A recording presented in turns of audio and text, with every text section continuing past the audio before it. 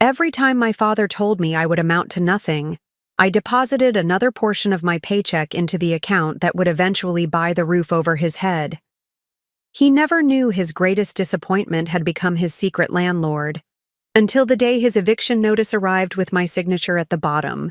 Before we jump back in, tell us where you're tuning in from, and if this story touches you, make sure you're subscribed, because tomorrow, I've saved something extra special for you.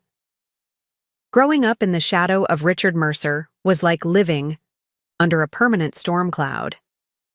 My father wasn't just successful, he was the kind of successful that reshaped everything around him to reflect his own greatness. As the founder and CEO of Mercer Financial Solutions, he had transformed a small investment firm into a regional powerhouse through sheer force of will, uncompromising standards, and a ruthlessness that didn't stop at the threshold of our home.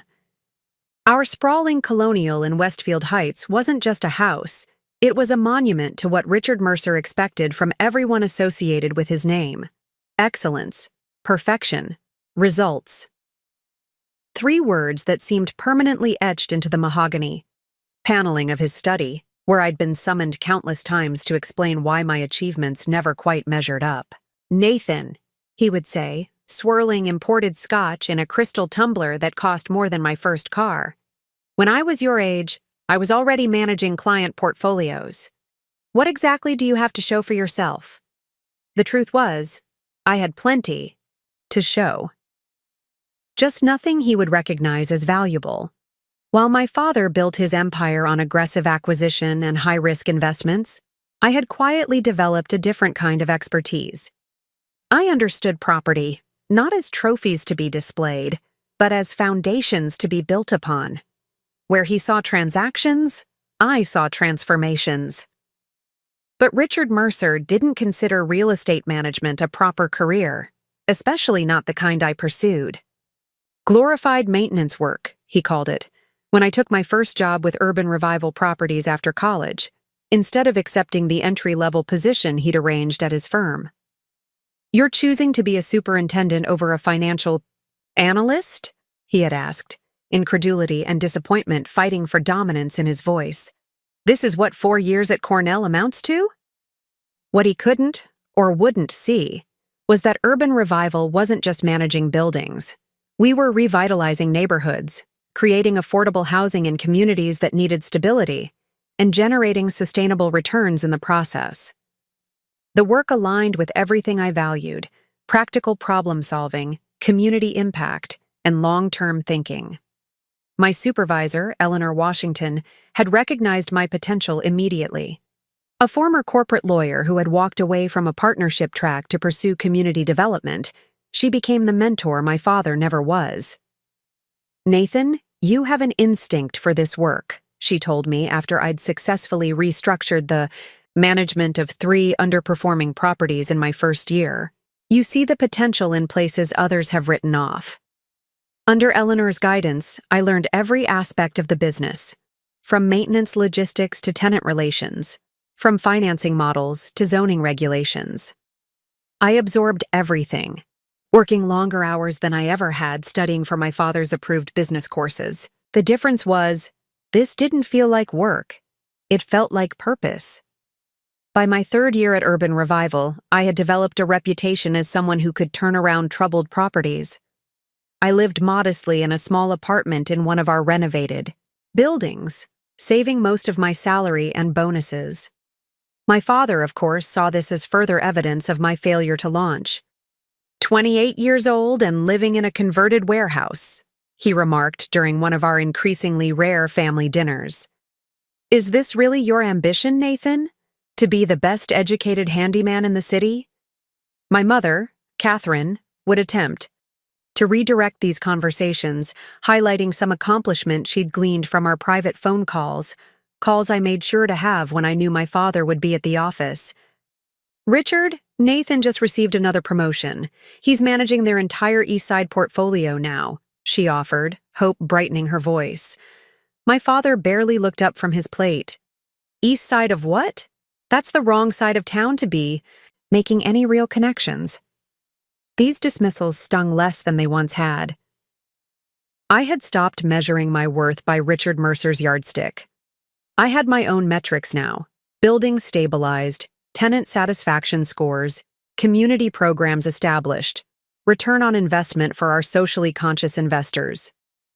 By these standards, I wasn't just succeeding, I was excelling. What my father also didn't know, what no one in my family knew, was that I had begun investing personally. Eleanor had encouraged me to put my knowledge to work for myself, not just the company. "Nathan, you understand this market better than people who've been in it twice as long," she told me one evening as we reviewed quarterly reports. "You should be building your own portfolio." Starting small with a rundown duplex, I applied everything I'd learned at Urban Revival. I lived in one unit while renovating the other, then rented out both when I was done. The returns funded my next investment, then the next.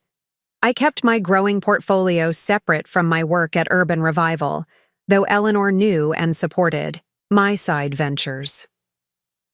Within 5 years, I owned 7 properties outright, with partial ownership in 3 larger apartment buildings through carefully chosen partnerships. I established Restoration Capital, LLC, as the holding company, intentionally, maintaining a low profile, not out of shame, but strategy. I had learned that some of the best opportunities came when people underestimated you, a lesson inadvertently taught by my father's constant dismissal. I might have continued indefinitely along this parallel track: corporate success at Urban Revival, private wealth building through Restoration Capital, if not for the listing that appeared one Tuesday morning in my regular market scan. 42 Oakmont Drive, my childhood home. At first, I thought it was an error. The Mercer estate wasn't just a house, it was my father's crown jewel, the physical manifestation of his success. He would never sell it. A quick call to my mother confirmed. Otherwise, "Your father hasn't told you?" she asked, her voice tight with the strain of navigating between us. "He's been having difficulties with the business. Some investments didn't perform as expected." "How bad is it?" I asked, already pulling up Mercer Financial's public records on my computer. "Bad enough that downsizing has become necessary," she replied carefully. "The house is too much for us now anyway. Too many rooms we don't use." The records told a more alarming story. Mercer Financial had over-leveraged on several high-risk ventures that had collapsed spectacularly. The firm wasn't just downsizing. It was in free fall. And my father, true to character, had apparently kept this from everyone, including his family, until the situation had become untenable. I sat back in my chair, staring at the listing for the house where I had grown up. The house where I had never been good enough. The house that represented everything my father valued, and everything I had supposedly failed to achieve. The asking price was ambitious, especially in the current market. My father was trying to project strength even in retreat. But I knew the property intimately, its true value, its maintenance issues, which the listing conveniently minimized, and exactly how much it meant to Richard Mercer to have it sold to someone worthy of his legacy. As I studied the virtual tour, an idea took shape. A terrible, perfect idea that would either heal the rift between us or sever it permanently. I called my bank and then my attorney. "I want to make an offer," I said, "but through a shell company. The seller can't know who's buying." For the first time in my life, I would use my father's playbook, not to follow in his footsteps, but to show him the path he had missed. I would become the owner of 42 Oakmont Drive, not out of revenge or resentment, but as a final attempt to bridge the chasm between us. If Richard Mercer couldn't respect me as a son, perhaps he would finally see me clearly as a businessman. And if not, well, at least I would own the roof over his head, assuming the leaseback arrangement I planned to offer as part of the deal. I had no idea then how completely this decision would transform both our lives. I only knew that after years of being the invisible son, I was about to become very visible indeed. The real estate market waits for no one, not even when you're Attempting to orchestrate the most significant transaction of your personal and professional life. Making an anonymous offer on my father's house required careful planning and perfect timing. I needed to move quickly before other buyers emerged, yet methodically enough to ensure the purchase remained untraceable to me. My attorney, Sophia Chen, raised an eyebrow when I explained my intentions during our urgent meeting the following morning. "You want to buy your father's house without him knowing it's you?" she clarified, her practiced professional neutrality slipping just enough to reveal her skepticism. "Are you sure this is about business and not something else?" I appreciated her candor. Sophia had handled the legal work for my previous real estate acquisitions, and she knew me as a calculated, emotion-free investor. "It's complicated," I admitted, "but the investment itself makes sense. The property is undervalued even at asking price. The neighborhood has appreciated consistently for 20 years, and the house itself has features you can't replicate at current building costs." She studied me for a moment longer before nodding. "All right. We'll need to establish a new LLC, separate from Restoration Capital. Nothing that could be traced. Back to you through public records. I also want to offer a leaseback arrangement," I added. "Let them stay in the house and pay rent, at least initially." "Because you don't actually want to evict your parents," Sophia noted, the ghost of a smile touching her lips. "Because immediate tenant occupancy improves cash flow," I corrected, maintaining the fiction that this was purely business. But Sophia knew better, and so did I. Within 48 hours, Summit View Investments, LLC, was established, with ownership obscured through a complex structure of trustees and holding companies. My personal connection was buried beneath layers of legal paperwork that would require significant effort to unravel. Effort my father was unlikely to expend if the sale proceeded smoothly. I submitted an offer slightly below asking price, but with highly favorable terms. An expedited closing timeline, limited inspection contingencies, and the option for the current owners to lease back the property for up to 12 months.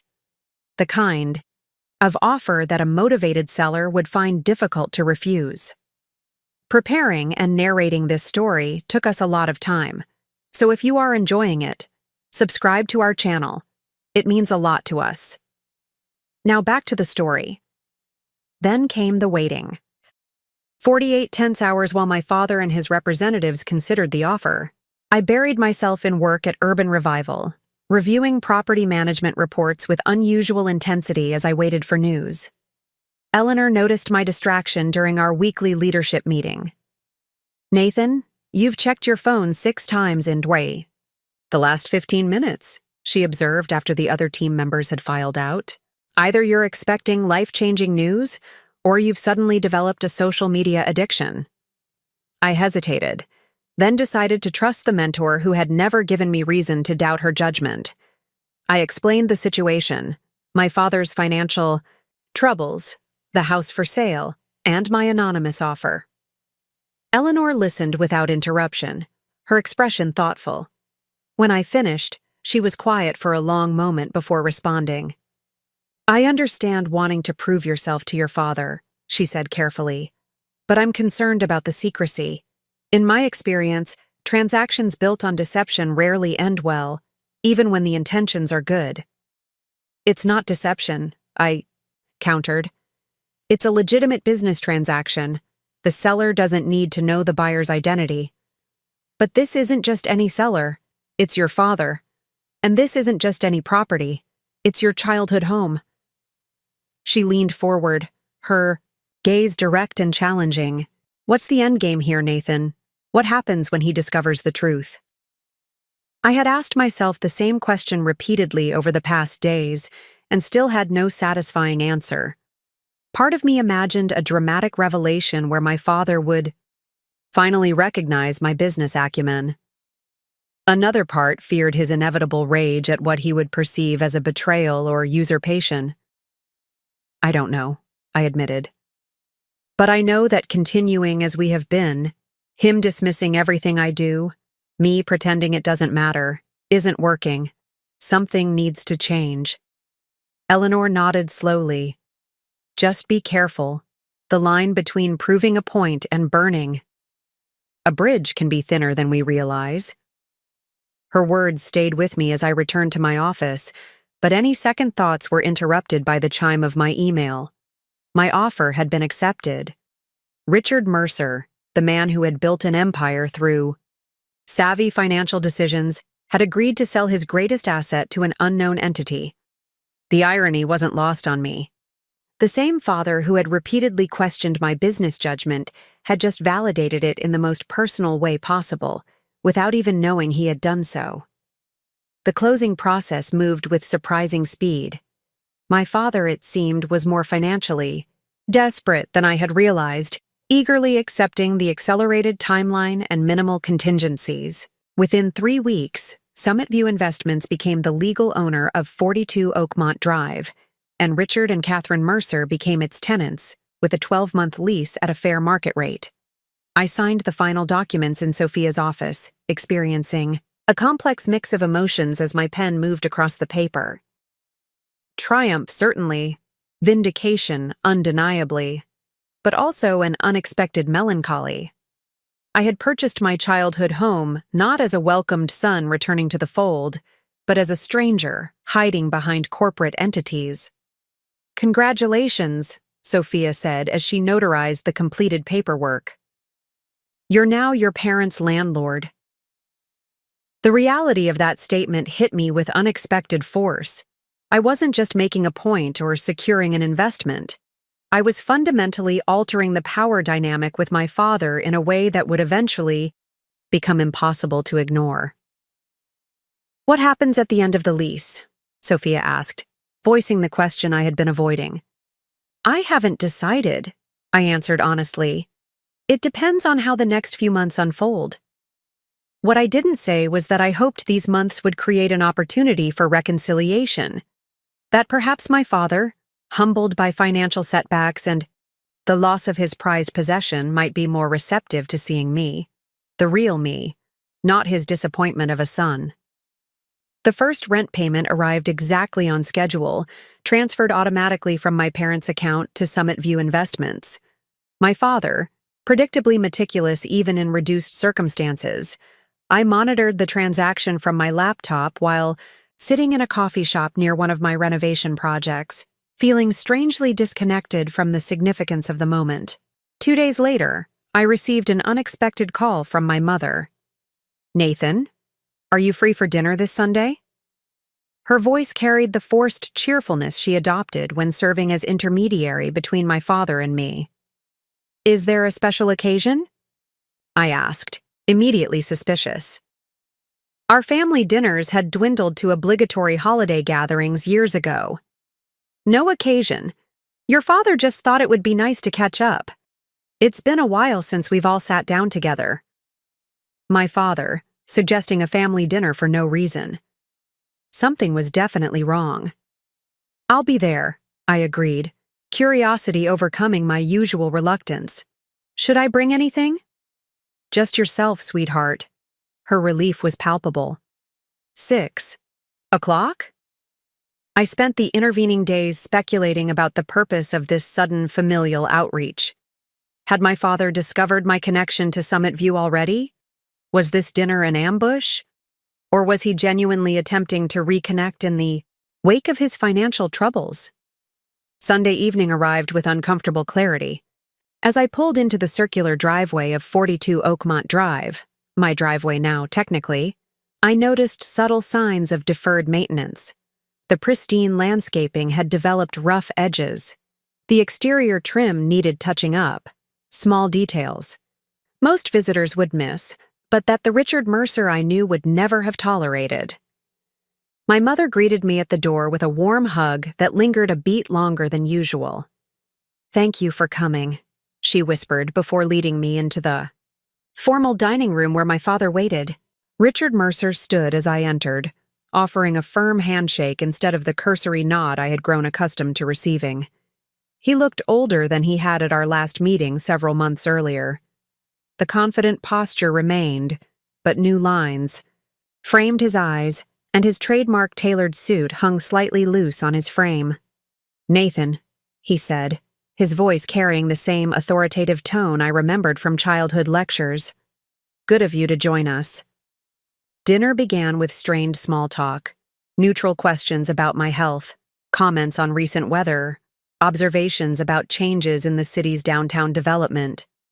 My mother maintained the conversation with practiced ease, while my father and I contributed just enough to prevent uncomfortable silences. It wasn't until my mother served coffee with dessert that my father finally revealed the purpose of the gathering. "I imagine you've heard about some changes at Mercer Financial," he began, setting down his cup with deliberate precision. I nodded, maintaining a neutral expression. "I understand there have been some challenges." "Challenges," he repeated, a hint of his old sharpness returning. "That's a diplomatic way to put it. The truth is, we're undergoing significant restructuring." Translation: the firm was in serious trouble. My father would never admit to failure, but significant restructuring was as close as he would come. "I'm sorry to hear that," I offered, genuinely meaning it despite our complicated relationship. My father's identity was inextricably linked with his company's success. "These things happen in business," he continued with forced casualness. "The market shifts. Calculated risks sometimes don't pay off as projected." My mother placed her hand over his in a gesture of support. He acknowledged it with the briefest glance before continuing. "The reason I wanted to speak with you, Nathan, is that these changes have created certain opportunities within the firm." And there it was, the real purpose of this dinner, not reconciliation but recruitment. My father needed help, and despite years of dismissing my career choices, he was now extending an olive branch, not out, of respect for my path, but out of necessity for his own. "I'm offering you a position at Mercer Financial," he stated, as though bestowing a great honor. "Assistant Director of Asset Management. It's a significant role with considerable responsibility." I sat back in my chair, processing this unexpected development. After years of being the family disappointment, I was suddenly deemed worthy of a senior position, but only because my father's options had narrowed considerably. "Why now?" I asked simply. My father's jaw tightened almost imperceptibly. "Because you've demonstrated persistence in your chosen field. Those skills could be valuable as we navigate this transition period." Not recognition, not respect, utility. I was being offered a role not because he valued my expertise, but because he needed whatever resources he could marshal. I glanced at my mother, who watched our exchange with barely concealed anxiety. She wanted peace between us, had always wanted it, and would grasp at any opportunity that might bridge the chasm that had developed over the years. "I appreciate the offer," I said carefully. "It's unexpected."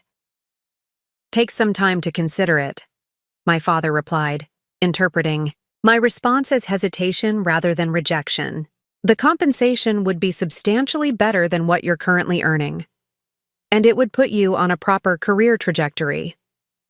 A proper career. Even now, he couldn't help but diminish my achievements. I wondered briefly how he would react if I revealed that I now owned the very house we were sitting in, that my improper career had positioned me to purchase his most prized possession when his proper career had forced him to sell it. But I held my tongue. This wasn't the moment for revelations. This was a turning point disguised as a dinner invitation, and my response would determine much more than my employment status. "I'll think about it," I promised, knowing already what my answer would be, but wanting time to formulate it properly. As I drove away from 42 Oakmont Drive that evening, I realized I stood at a crossroads far more significant than I had anticipated when making my anonymous purchase. The house had been meant as a statement, perhaps even a reclaiming of power. Now it represented something more complex, leverage in a relationship that had never been equal, and an opportunity to redefine that relationship on entirely new terms. The question was no longer whether I would reveal myself as the owner, but when and how, and to what end. The job offer from my father lingered in my thoughts for days, a Trojan horse of opportunity disguised as reconciliation. I took the time to thoroughly evaluate Mercer Financial's position, gathering information from public filings, industry contacts, and careful conversations with former colleagues who had worked with my father. The picture that emerged was grimmer than he had admitted during our dinner. Mercer Financial hadn't simply experienced a few underperforming investments, it was hemorrhaging clients and capital at an alarming rate. My father had made a series of increasingly risky bets to maintain the firm's growth trajectory, leveraging its previously stellar reputation to attract investors to speculative ventures. When several of these collapsed simultaneously, the damage cascaded throughout the company's portfolio. What surprised me most wasn't the scale of the crisis, but how predictable it had been. The warning signs had been evident for years to anyone looking closely. Overconcentration in volatile sectors, insufficient risk management protocols, and an organizational culture that punished dissenting voices. The very qualities that had made Richard Mercer successful in his early career, boldness, conviction, unyielding confidence, had transformed into liabilities as the market evolved around him. I scheduled a meeting with Eleanor at Urban Revival to discuss both the job offer and my ongoing dilemma regarding the house. We met at a small park near our office building, walking along tree-lined paths as I explained the situation. "He's offering you a senior position to help clean up the mess he created," Eleanor summarized after I finished. "Without acknowledging that your approach to business might have prevented the mess in the first place." "Exactly," I confirmed. "And without knowing that I now own his house." Eleanor stopped walking and turned to face me directly. "Nathan, you're at a critical juncture. The decisions you make now will define not just your relationship with your father, but your own identity, as a businessman and as a person." Her words carried the weight of someone who had faced similar crossroads. Eleanor had walked away from a prestigious law career to pursue work aligned with her values, making difficult choices that alienated former colleagues and even family members. "What would you do?" I asked, valuing her perspective more than, perhaps, anyone else's. She considered the question carefully before responding. "I think you need to look beyond the immediate dynamics of proving yourself to your father or helping him save his company. What outcome serves your long-term vision, both professionally and personally?" It was precisely the right question, one that shifted my focus from the tangled history with my father to my own aspirations and principles. "I've spent years building something meaningful at Urban Revival," I reflected. "We create value through sustainable development and community investment. The work matters beyond the bottom line." "And Mercer Financial?" Eleanor prompted. "Would be a step backward," I realized. "Even if I could help stabilize the company, its fundamental approach to business doesn't align with my values. I'd be abandoning everything I've worked for to prop up a model I don't believe in." Eleanor nodded, a small smile of approval crossing her face. "And the house?" That question was more complex. The purchase had begun as a point to prove, but had evolved into something more nuanced. "I think it's time to be transparent," I said slowly. "Not to gloat or assert power, but to clarify where we stand." "That seems wise," Eleanor agreed. "Secrets have a way of creating more damage the longer they're kept." With this clarity, I arranged to meet my father at his office the following morning to discuss his job offer. I deliberately chose his territory rather than neutral ground. I wanted to see him in the environment he had built, the place where his identity as Richard Mercer, financial genius, was most firmly established. Mercer Financial occupied the 22nd floor of a downtown high-rise, with floor-to-ceiling windows offering commanding views of the city. I had visited occasionally during college when my father still hoped I might join the family business, but hadn't been back in years.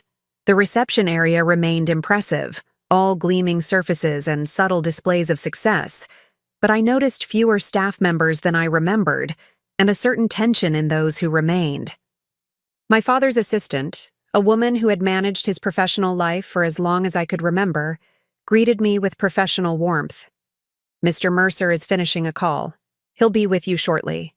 She hesitated, then added in a lower voice, "It's good to see you, Nathan. Your father has spoken of you often recently." This unexpected information gave me pause. My father discussing me? It contradicted everything I thought I knew about our relationship. Before I could inquire further, my father's office door opened. "Nathan," he called, gesturing me inside. "Thank you for coming." His office had changed little over the years. The same imposing desk, the same carefully curated art pieces selected more for their investment potential than aesthetic appeal, the same shelf of industry awards and recognition. But the man behind the desk seemed diminished somehow, as though the space had grown around him. "Have you considered my offer?" he asked, after I declined his perfunctory offer of coffee. "I have," I replied. "But before I give you my answer, I'd like to better understand the situation at Mercer Financial." A flicker of annoyance crossed his face, the familiar expression I'd seen whenever someone questioned his judgment, but it quickly gave way to resignation. "What would you like to know?" "The truth," I said simply. "Not the version you present to clients or the board, the reality of where things stand." He studied me for a long moment, perhaps weighing how much to reveal. Then, surprisingly, he nodded. "That's fair." He rose from his desk and moved to the window, gazing out at the city below. "The situation is serious. We've lost 40% of our managed assets in the past 18 months. Several major clients have withdrawn completely. Our credit rating has been downgraded twice. The candor was unprecedented. I had prepared for deflection, for minimization, for the usual Richard. Mercer spun that transformed setbacks into strategic repositioning. Instead, I was hearing genuine acknowledgement of crisis. "The board has given me 6 months to demonstrate a viable turnaround plan," he continued. "Otherwise, they'll likely pursue acquisition offers. Several competitors are already circling." He turned back to face me. "I built this company from nothing, Nathan. The thought of watching it be dismantled and absorbed by rivals." He didn't finish the sentence, but the pain in his expression completed it more eloquently than words could have. "And my role in this turnaround?" I asked. "You have a different perspective," he admitted, returning to his desk. "Your experience in property management and community development, areas I admittedly dismissed, could be valuable as we restructure our real estate holdings. And frankly, your presence would reassure certain clients about succession planning and long-term stability." It was the closest thing to respect he had ever expressed for my career choices, yet it still framed my value in terms of utility to him and his company. I wondered if he was capable of seeing me as anything other than an extension of himself and his ambitions. "I appreciate your honesty about the company's position," I said, "and I'm genuinely sorry about the challenges you're facing. But I need to be equally honest with you. I won't be accepting the position." His face hardened, the momentary vulnerability replaced by more familiar disapproval. "May I ask why?" "The compensation package is substantial, Nathan. Far more than you're making in your current role." "It's not about the money," I explained. "Urban Revival is doing important work that aligns with my values. The skills I've developed there aren't just transferable to Mercer Financial. They represent a fundamentally different approach to business and investment. An approach that clearly hasn't made you wealthy," he observed with a hint of his usual dismissiveness. This was the opening I needed. "Actually, that's not entirely accurate," I said carefully. "I've been pursuing my own investments alongside my work at Urban Revival. My portfolio has performed quite well." Skepticism creased his brow. "What kind of investments?" "Primarily real estate. Distressed properties with strong fundamentals in emerging neighborhoods.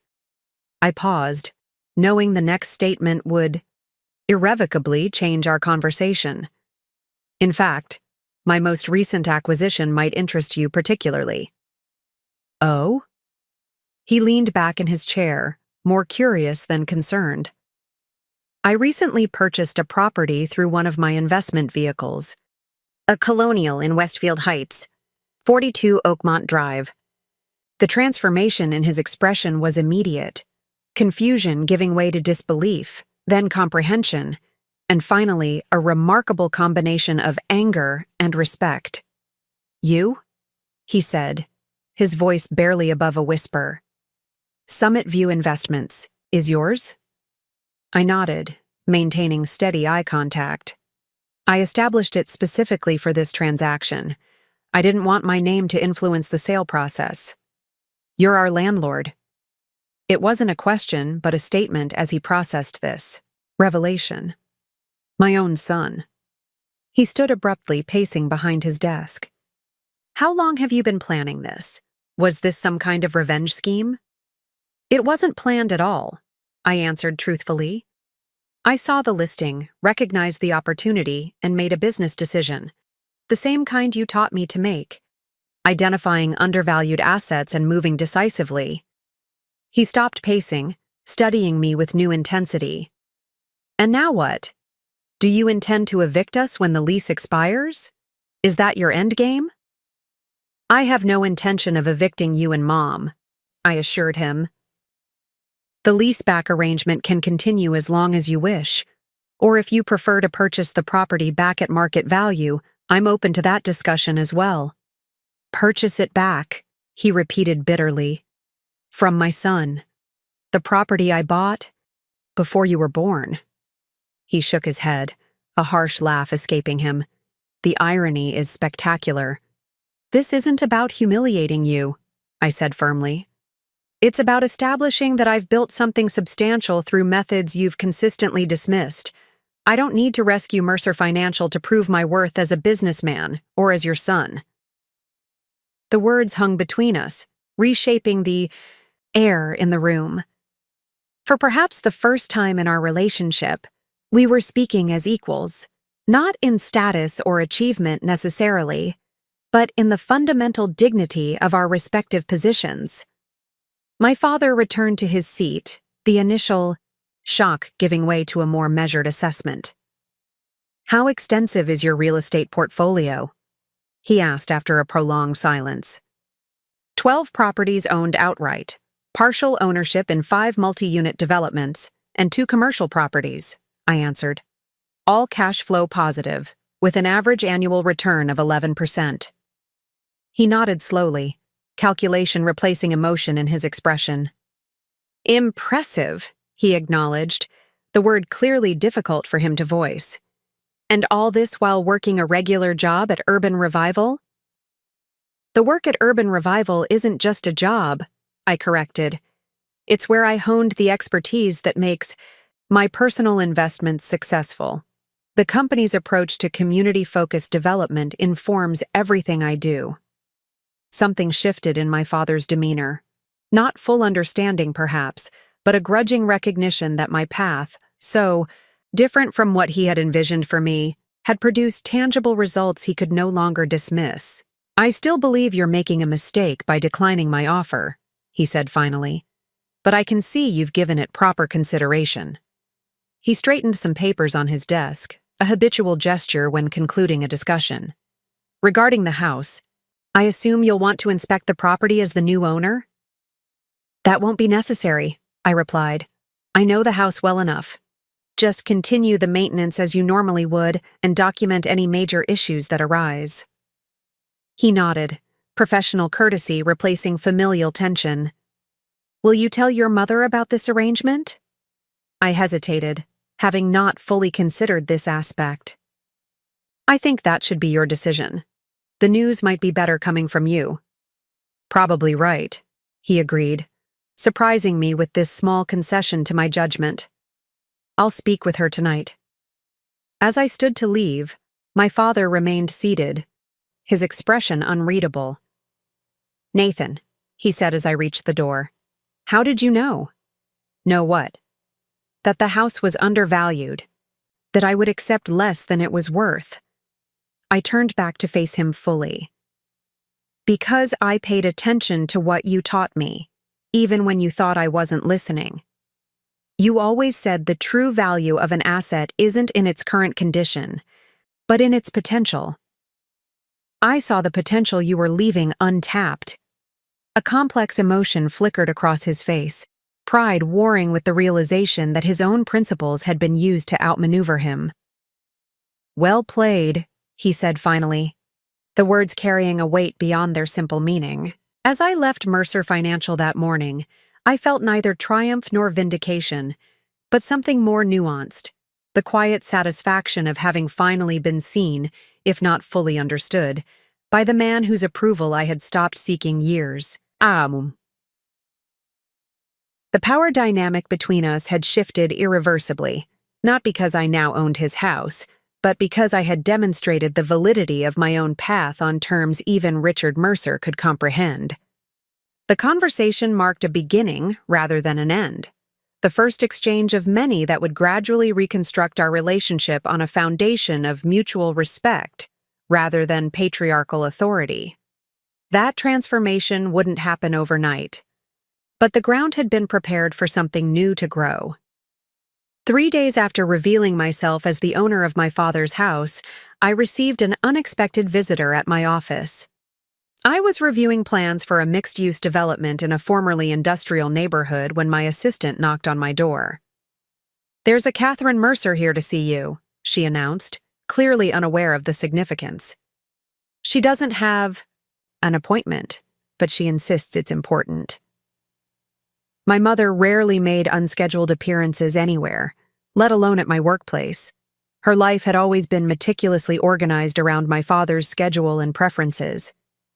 This spontaneous visit signaled something serious. "Send her in," I said, quickly clearing space on my desk and standing to greet her. She entered hesitantly, looking out of place among the practical furnishings of my office with her designer handbag and carefully styled hair.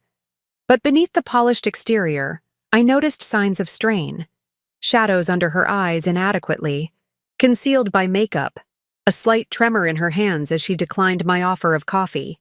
"I assume Dad told you about the house," I said after we'd exchanged awkward pleasantries. "Yes." She settled into the chair opposite my desk, smoothing her skirt with practiced precision. Though I had to press him for details, he was uncharacteristically reticent about the whole situation. I could imagine my father's reluctance to admit the full circumstances to his wife. Richard Mercer did not easily acknowledge being outmaneuvered, even, perhaps especially, by his own son. "I wanted to understand your thinking," my mother continued, her voice carefully neutral. "This seems like an unusual business decision." There was something in her phrasing that gave me pause. My mother had always been more perceptive than she led on, operating within the confines of her traditional marriage while maintaining her own quiet observations. "The property represents a sound investment," I explained, adopting the professional tone I would use with any client. "Prime location, excellent structural fundamentals, below market acquisition price." She nodded slowly, unconvinced. "And the fact that it's our family home? That it's where you grew up? That had no bearing on your decision?" I hesitated, weighing honesty against diplomatic evasion. This was my mother, who had always tried to bridge the gap between my father and me, often at her own emotional expense. "It wasn't the deciding factor," I admitted, "but I can't say it was irrelevant." She studied me with the kind of focused attention she rarely displayed publicly, habitually deferring to my father's more dominant presence. "Nathan, I'm not here to judge your actions. I just want to understand what you hope to achieve." Her directness surprised me. Throughout my childhood, she had been the mediator, the smoother of rough edges, never confronting issues head-on when they could be addressed obliquely. "Honestly, I'm not entirely sure," I conceded. When I saw the listing, it felt like an opportunity I couldn't ignore. Not just financially, but I trailed off, searching for the right words. Symbolically? She finished for me. Yes. She sighed, glancing around my office, taking in the framed certificates, the project renderings on the walls, the visible evidence of a career my father had consistently undervalued. Your father is a proud man, she said after a moment. Too proud, often. He's built his identity around never failing, never showing weakness. This situation, selling the house, the company's troubles, and now discovering you're his landlord, it's devastating for him. I felt a flicker of guilt, quickly suppressed. I didn't create his financial problems, and I offered fair market value for the house. I'm not suggesting you did anything wrong, she clarified. I'm trying to help you understand what might come next. Richard doesn't accept defeat easily. He'll look for ways to reassert control. Her warning carried the weight of 35 years of marriage to a man who viewed life as a series of transactions to be won. She knew his playbook better than anyone. What exactly are you suggesting? I asked. Just be prepared, she advised. Your father admires strategic thinking, even when it works against him. But he also believes the game never truly ends until he decides it's over. As if confirming her prediction, my phone buzzed with an email notification. I glanced down to see a message from Mercer Financial's corporate counsel requesting an urgent meeting regarding the Oakmont property situation. My father wasn't wasting any time. I think I just got a preview of his next move, I said, showing her the message. My mother's expression combined resignation with a hint of admiration. Predictable. He's shifting to legal terrain where he feels confident. Does he have any grounds to challenge the sale? I wondered aloud, mentally reviewing the transaction details. Almost certainly not, she replied with surprising confidence. The sale was properly executed through licensed brokers and attorneys, but that won't stop him from looking for leverage. She gathered her purse, preparing to leave. Nathan, may I offer some advice? As someone who has navigated Richard's world for decades? Of course. Don't engage on his terms. He excels at confrontation and adversarial negotiations. That's where he spent his career. She stood, smoothing her clothing with the habitual gesture I remembered from childhood. Find another approach, one he wouldn't expect from you. Her insight was penetrating and practical. My mother had always been more strategic than she appeared, subtly influencing outcomes while maintaining a carefully cultivated image of supportive spouse. Thank you, I said, meaning it sincerely, for the warning and the advice. She nodded, then hesitated at the door. One more thing. Whatever happens with your father, I want you to know I've always been proud of the path you've chosen. Your work, creating homes and communities that lift people up, it matters. Perhaps more than the wealth your father has pursued. The words struck me with unexpected force. My mother had always been supportive, but in the quiet background, way that avoided direct contradiction of my father's judgments. This explicit affirmation of my choices represented a significant departure from her usual careful neutrality. That means a lot, I managed, emotion threatening to crack my professional composure.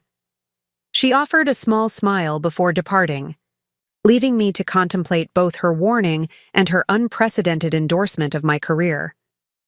I didn't have long to reflect.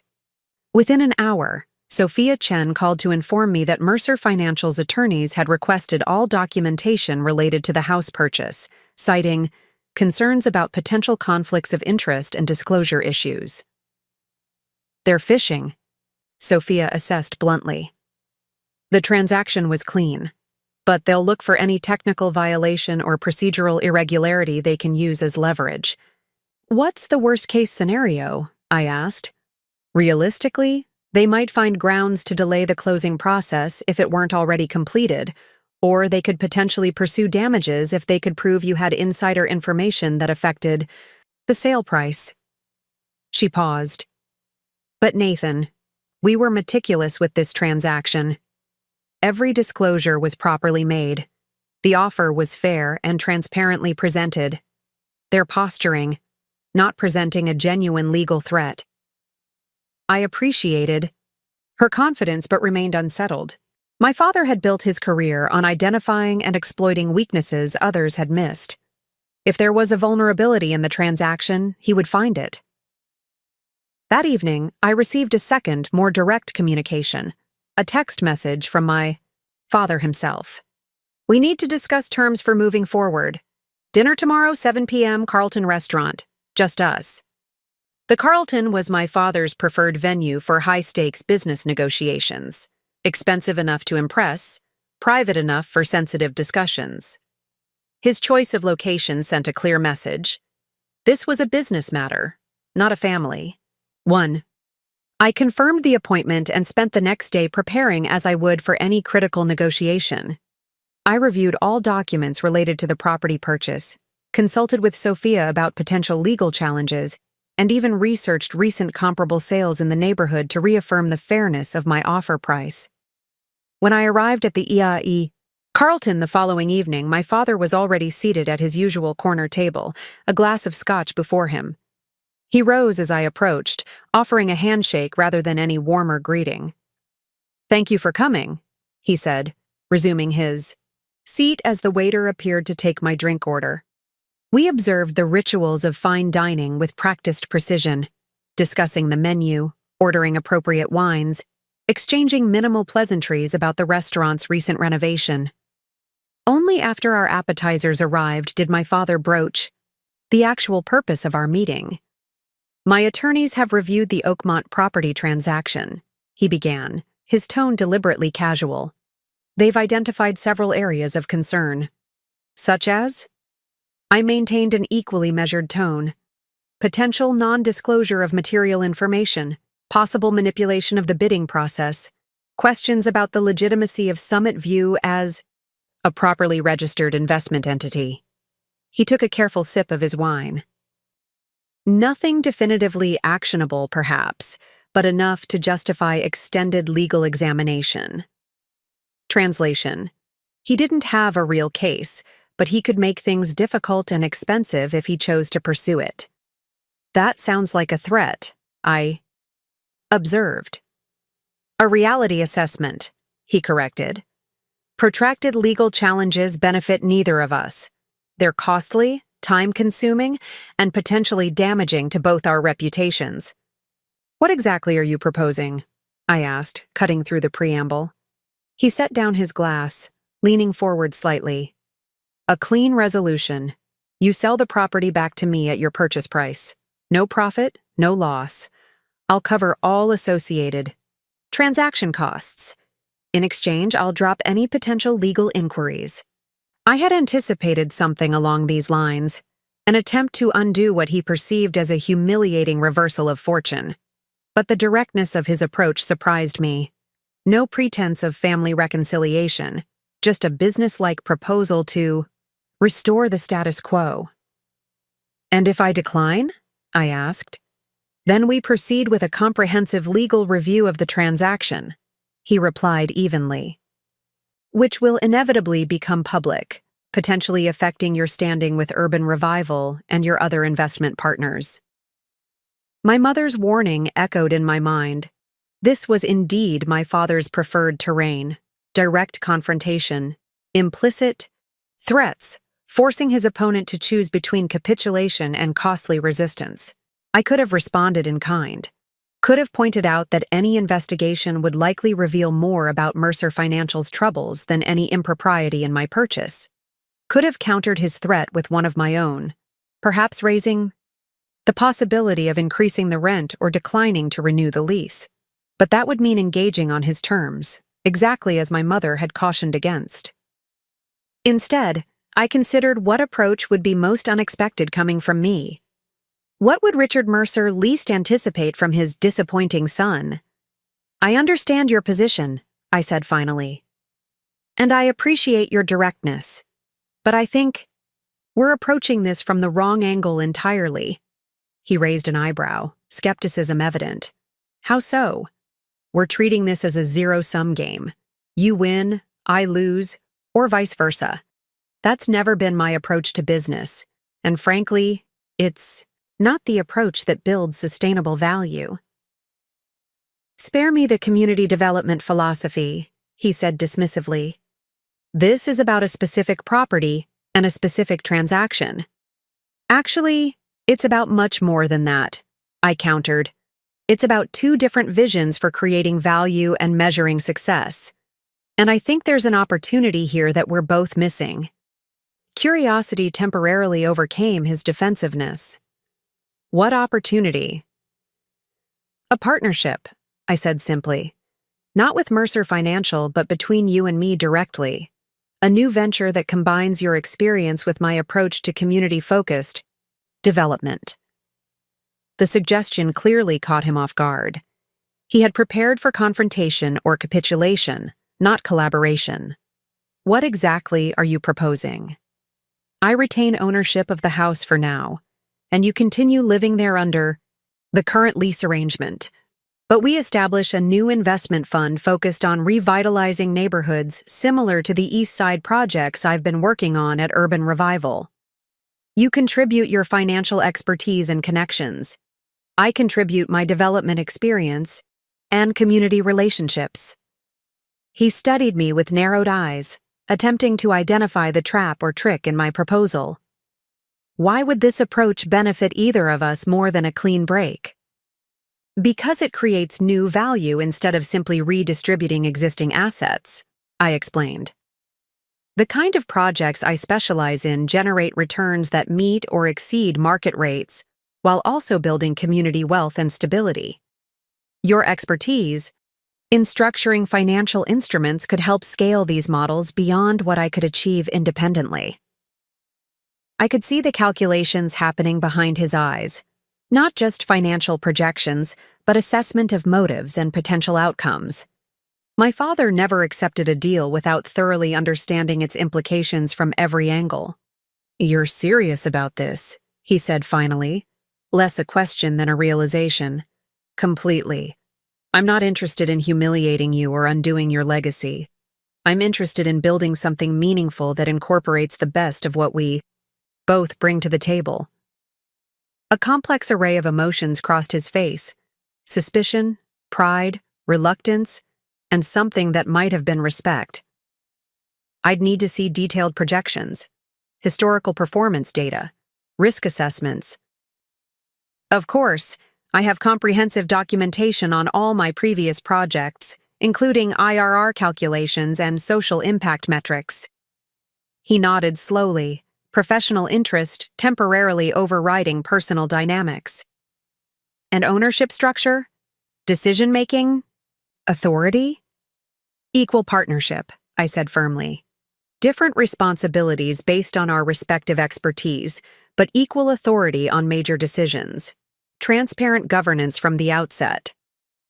The remaining tension in his posture suggested he wasn't fully convinced, but his expression had shifted from confrontational to analytical. I had successfully moved the conversation from legal threats to business possibilities, terrain where we could potentially find common ground. I'll need time to consider this, he said finally, and to review your documentation. Take whatever time you need, I replied. This isn't a limited time offer. It's a genuine proposal for a potentially valuable long-term collaboration. As we finished our meal, the conversation turned to more technical aspects of real estate development and financial structuring. For perhaps the first time in our relationship, we were discussing business as colleagues rather than as father and son, each acknowledging the other's expertise in their respective domains. When we parted outside the restaurant, my father extended his hand with a firmness that communicated both caution and possibility. I'll be in touch next week after I've reviewed your materials. I look forward to it, I replied honestly. Driving home that night, I reflected on how differently the evening had unfolded from what I had anticipated. I had expected ultimatums and power plays, not the tentative beginning of a professional partnership. Whether my father would ultimately Embrace the proposal remained uncertain, but I had successfully changed the nature of our interaction. From adversaries fighting over the past to potential collaborators building something new. The house that had once symbolized my father's success and my inadequacy in his eyes might yet become the foundation for a relationship based on mutual respect rather than patriarchal authority. The transformation wouldn't happen overnight, and the path forward would undoubtedly include setbacks and disagreements, but for the first time, I could envision a future where Richard Mercer and I related to each other as equals, each valued for our distinct contributions rather than measured against a single standard of success. That possibility, more than any property acquisition or financial victory, represented the true opportunity emerging from our conflict. A week passed with no word from my father. Then, too, I continued my work at Urban Revival, deliberately giving him space to consider my partnership proposal without pressure. Eleanor noticed my distraction during our weekly strategy meeting. "The situation with your father still unresolved?" she asked as we walked to the site of our newest project, a former warehouse being converted into affordable artist studios and low-income housing. "He's taking his time to respond," I explained. Which is actually a positive sign. If he'd rejected the idea outright, I would have heard immediately. Eleanor nodded, understanding the dynamics. Strategic patience is underrated. Most people rush important decisions out of anxiety rather than allowing the proper time for consideration. We toured the construction site, discussing material selections and timeline adjustments. I appreciated the concrete problems of building rehabilitation. The straightforward challenges of structural engineering and budget management were refreshingly simple compared to the complex emotional terrain I was navigating with my father. That evening, I received an unexpected call from my mother. "Your father would like to meet again," she said without preamble. "But not at the restaurant. He's asking if you could come to the house tomorrow evening." The location change was significant. The house represented both the tangible asset at the center of our conflict and the emotional backdrop of our complicated history. By meeting there, my father was acknowledging both dimensions of our situation.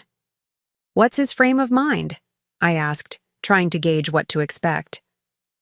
"Thoughtful," she replied after a moment's consideration. "He's been unusually quiet, spending hours in his study with your proposal documents. I haven't seen him this focused on something outside of Mercer Financial in years." The next evening, I parked in the driveway of 42 Oakmont Drive with a strange mixture of emotions.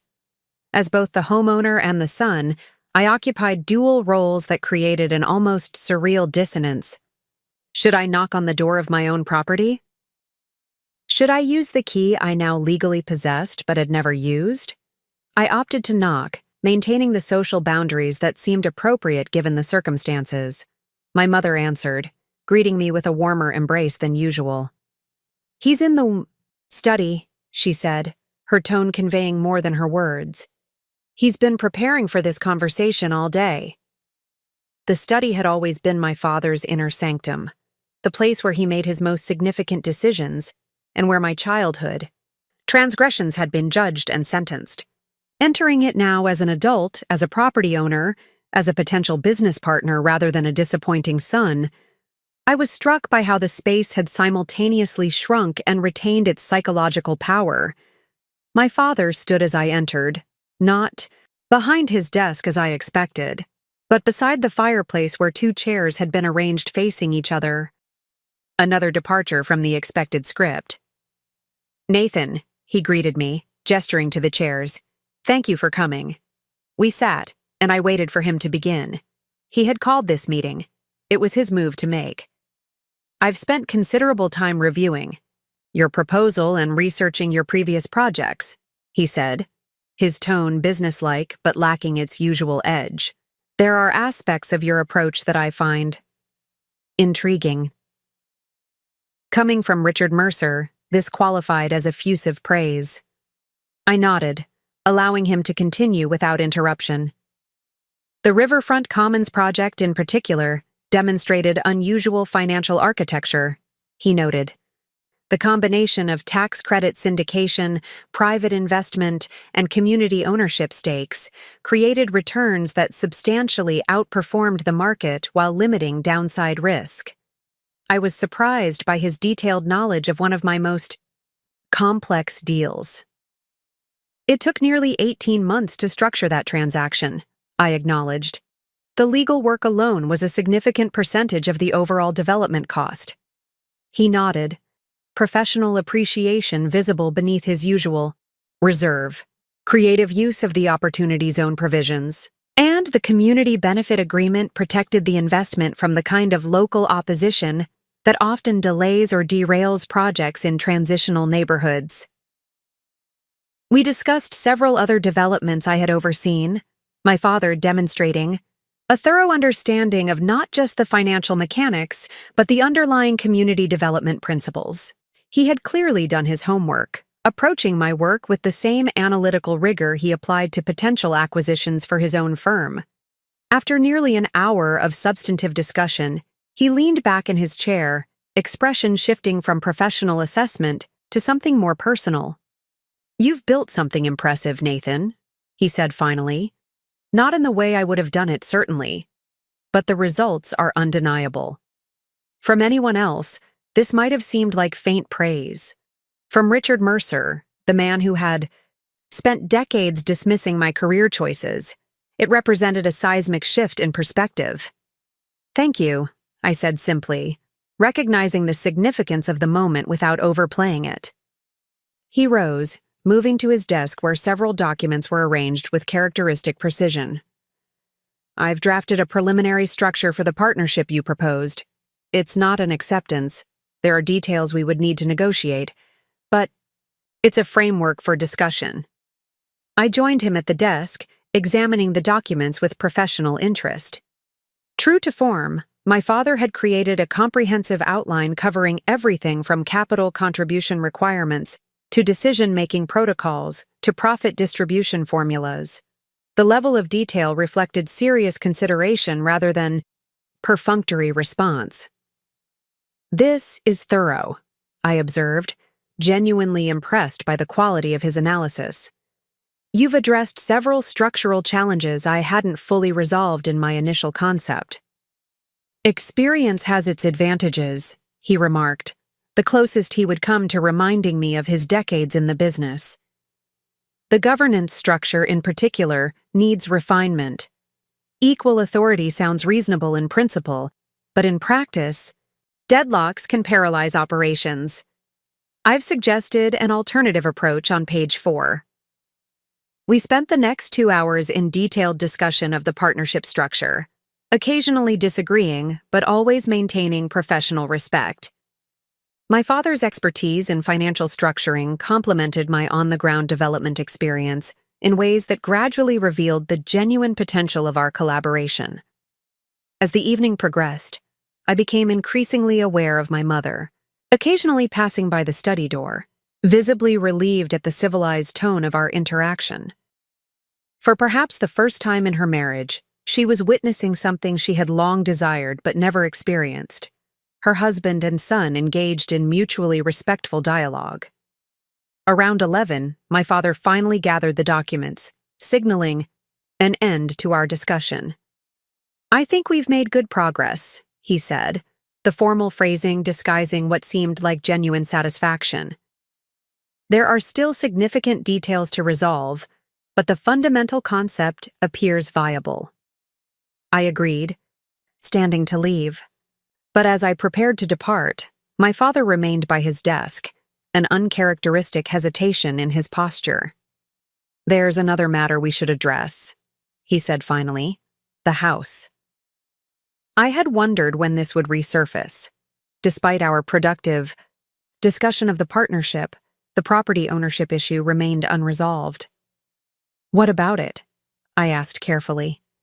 He squared his shoulders, visibly uncomfortable but determined. "Your purchase of this house was unexpected. And initially I viewed it as a challenge to my authority, perhaps even a form of retaliation for past disagreements." I remained silent, allowing him space to continue this difficult acknowledgement. Having reviewed your broader investment portfolio, I now see it differently, he admitted. It was a sound business decision based on market opportunity, the kind of decision I would have made myself in similar circumstances. This was as close to vindication as Richard Mercer was capable of offering. Not an apology for underestimating me, but professional recognition of the validity of my actions. That said, he continued, this house represents more than financial value to your mother and me. It's where we built our lives, where we raised you. Its significance transcends its market price. For the first time in our conversation, genuine emotion showed through his carefully maintained professional facade. I had never heard my father acknowledge sentimental attachment to anything, let alone verbalize it so directly. I understand that, I said, meaning it sincerely. I didn't purchase the house to disrupt your lives or force you to leave. The lease arrangement can continue indefinitely. He shook his head slightly. A lease creates a relationship of dependency that would complicate our potential partnership. If we're to collaborate as equals, the property situation needs resolution. He was right, though I was surprised by his insight into the psychological dynamics. As long as I owned his home, our relationship would contain an inherent power imbalance, a reversal of our previous dynamic but equally unhealthy for a genuine partnership. What do you propose? I asked. Not a buyback, he said, anticipating my assumption. Rather, incorporation of the property into our new venture as part of my capital contribution. You would be compensated at fair market value for your equity, and the house would become an asset of the partnership. The solution was elegant in its simplicity, neither a surrender on his part nor a power play on mine, but a transformation of the property from symbol of conflict to foundation of collaboration.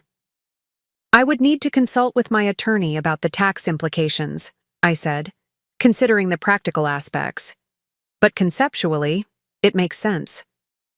My father nodded, seeming relieved that I hadn't rejected the idea outright.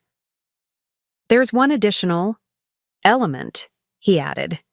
Given Mercer Financial's current challenges, I would need time to arrange the capital for my contribution to the partnership. I'd like to propose a 6-month timeline for formalizing the arrangement. This was the closest he would come to acknowledging his financial constraints. Even now, with his company in crisis and his personal finances strained, Richard Mercer couldn't directly admit vulnerability. That seems reasonable, I agreed, recognizing both the practical necessity and the importance of allowing him to maintain dignity. We can use that time to refine the partnership structure and begin identifying potential projects. He extended his hand, reverting to the businesslike gesture that represented his comfort zone. Then we have an agreement in principle. As we shook hands, I was struck by the remarkable transformation of our relationship in the space of a few weeks. From the hierarchical father-son dynamic that had defined our interactions for decades, we had begun evolving toward something potentially more balanced, still complicated by history and personality, but with new possibilities for mutual respect.